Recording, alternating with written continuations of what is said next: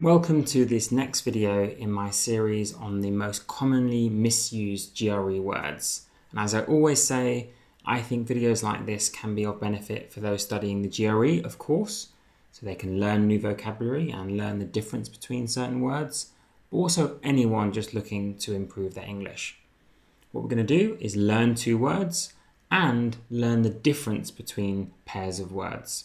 I'll give my definitions and examples, and then we'll see what they say. There are 10 pairs of words for this video. Let's get started with complement and complement. As you can tell, they are pronounced in the same way, but they mean different things. With the E in the middle, it means goes nicely with. A bit of ketchup complements chips, goes really well with, adds something on of value to what was already there. Whereas compliment with the I means you're amazing, you're the best. It's a compliment, praising somebody. Two very different words pronounced in the same way. The only spelling difference is the E and the I. They suggest a handy way of remembering compliment, the first one, which is to say it means to complete something. It adds on and fits in so nicely with what we already had, it completes it. Like ketchup completes a meal that includes chips, for example. Or in this example, her shoes complemented her beautiful skirt, went so well together. And the example of a compliment is he complimented his assistant on her sense of humour, praised her. What about the next pair? Connote and denote. I used to always be confused between the difference between these two words. But the way I remember it is that to connote means to suggest or evoke. It's like gentle, indirect. The smell of lavender connotes southern France. It just suggests it, brings it to mind. The difference is with denote, which means to directly mean something. A $sign denotes money. Clear, direct, often not metaphorical.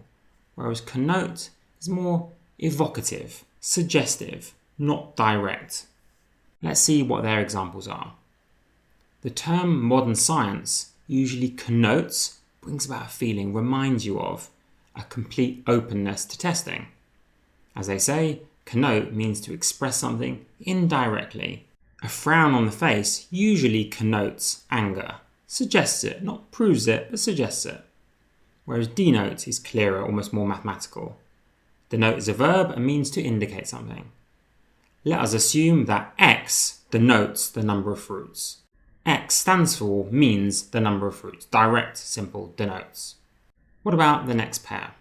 Childish and childlike. Childish nowadays is seen as something derogatory, which in a way it shouldn't be, but saying that someone's childish means they behave in an immature manner, maybe being very silly and not taking things seriously. Whereas childlike retains that original praising sense, innocent like a child, childlike, possibly with a sense of naivete as well attached, but much more praising than childish, which is almost always an insult these days. How do they describe it? They say childish means immature.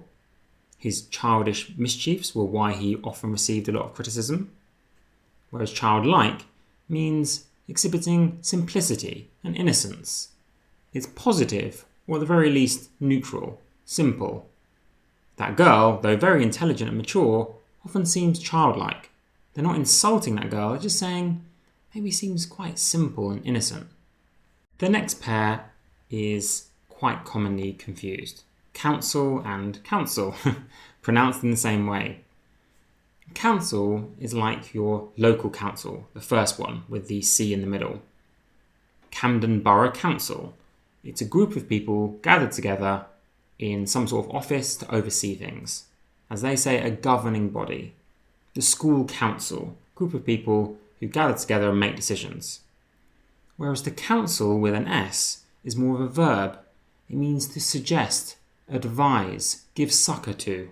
Like a counsellor gives you advice if something bad's happened maybe, or you just want some therapy. Well, the counsellor counsels. That's the verb. gives advice, gives help. They say the council, with a C, will finalise the decision tomorrow, whereas the second example, with the S, the teacher counselled, helped the struggling student. Pronounced the same, very different words. Discrete and discreet. You're sensing a pattern here, yeah? They are pronounced in the same way, but they're very different words. Possibly one of the most confused pair I've ever seen, actually. So discreet, with the two E's next to each other, is like secret. The word almost looks like secret, doesn't it? Discreet. And it means not making yourself obvious. Kind of maybe being shy or staying in the shadows. She handed over the money discreetly, not making it obvious, hoping to avoid attention. In their example, they say, though a rich man, he always remained discreet about his wealth, keeping it away from the public's attention. It doesn't necessarily mean someone's wicked with a secret to hide. It can just mean they just want to be modest. They don't want the public looking at what they're doing. Whereas discreet with the ETE ending, pronounced in the same way, means not continuous. It's often used in a mathematical sense. Like your shoe size is discrete. You're either a 5, 5.5, 6, etc. You can't be a 5.672. Or your age is discrete. You're 39 or you're 52. You're not 52.892 years old. So discrete in that second sense means anything that's counted in regular intervals, not with hundreds of decimal places. It doesn't always have to be an integer, like with shoe sizes, but as long as it's not continuous. It's a mathematical phrase, discrete. How much time you spend with your children is continuous, because it could be 7.5 minutes with 18.287 seconds, whereas the number of children you have is discrete. You either have 0 or 1 or 2. You can't have 2.5 children. So that's the difference there. For that example, they say speech sounds are produced in a continuous sound signal rather than discrete units. Deprecate and depreciate. This is a harder pair. The way I remember deprecate is in the phrase, he is self-deprecating, puts himself down, offers up criticism of himself. He's very self-deprecating, modest, kind of not saying that he's the best, saying he's got many flaws about himself. Therefore, it follows that to deprecate means to disapprove or criticize someone. To self-deprecate is to criticize yourself. Depreciate is very different. If something appreciates in value with an A, it goes up in value. But if something depreciates in value, it goes down in value. It's again more of a mathematical concept. The value of cars rapidly depreciates after they're bought. When they're new, they're worth a lot, but after a couple of years of use, their value has depreciated down to a smaller amount. Deprecate, depreciate, two very different words. The examples they give, my father deprecates, disapproves, disagrees with the value of the internet. Whereas the value of the currency depreciated, went down, due to the economic slowdown. That was a tough, good pair. Let's do the next one. Eminent and imminent. Very different words. Look the same, as all the pairs do, but very different. If you're eminent, you're high up, prominent and paramount. People look up to you. It's not necessarily praising, like a president can be eminent without people necessarily liking them, but it just means high ranking, essentially. An eminent official isn't just any official, they're one of the highest ranking officials. The example they give is eminent leaders from all over the world attended the convention. Not any old leaders, the really top leaders. It does say means of great quality or position, but it's more often used about someone's position. That person is eminent. It doesn't necessarily mean they're a brilliant person who are doing a brilliant job. It just means their position is quite high. Imminent, very different, means about to happen. It's much stronger than the word soon. Soon just suggests sometime coming up fairly soon. Whereas imminent is like, it's about to happen, it's urgent, it's right now. Any second. And actually the example they give here is not a good one. Global warming is imminent very soon. First of all, If you say imminent, you don't need to say very soon. So you would say global warming is imminent or presents an imminent danger.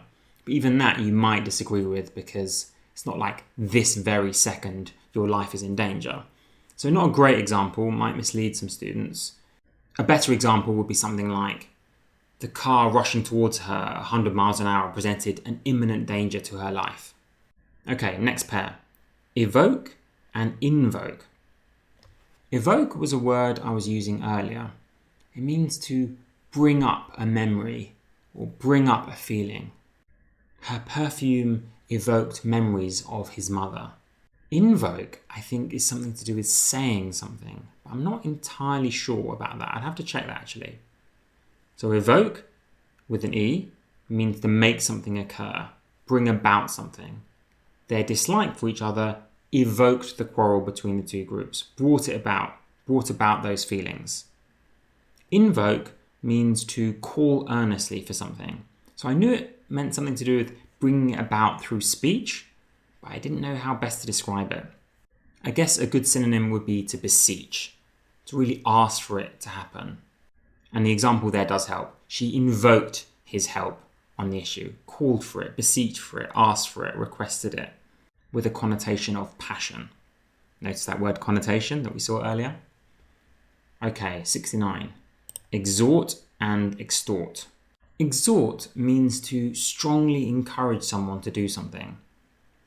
And I don't think they really capture that definition here when they say to appreciate or support.